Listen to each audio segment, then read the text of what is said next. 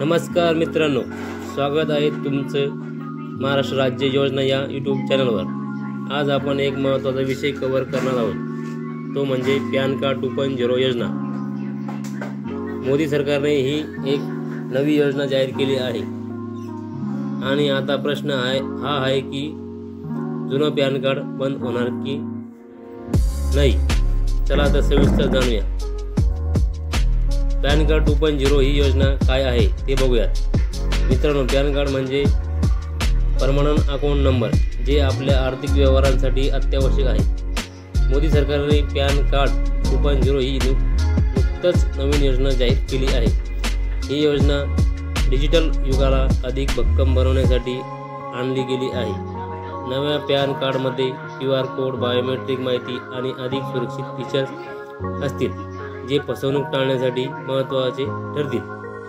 आता तुमच्या मनातला सर्वात मोठा प्रश्न हा आहे की जुनं पॅन कार्ड बंद होईल का नाही। तर मग बघूया।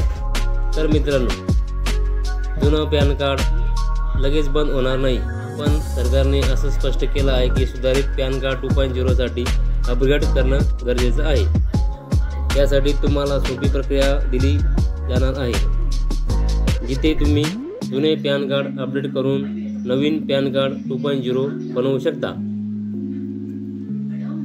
पॅन कार्ड 2.0 मुळे तुम्हाला कोणते फायदे होणार आहेत? 1 नंबर, सुरक्षा, फसवणुकीची शक्यता खूप कमी होईल।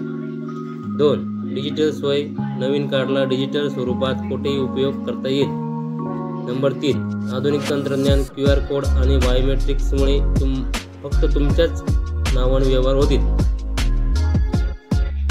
तर पॅन कार्ड 2.0 साठी अर्ज कसा करायचा? मित्रांनो, या अपग्रेडसाठी तुम्हाला तुमचं जुनं पॅन कार्ड जवळच्या NSDL किंवा युटिलायझेशन सेंटरवर घेऊन ऑनलाईन अर्ज करता येईल। तुमच्या आधार कार्ड सोबत पॅन कार्ड लिंक असणं अनिवार्य असेल। प्रक्रिया सोपी आणि जलद आहे, त्यामुळे काळजी करण्याचं कारण नाही।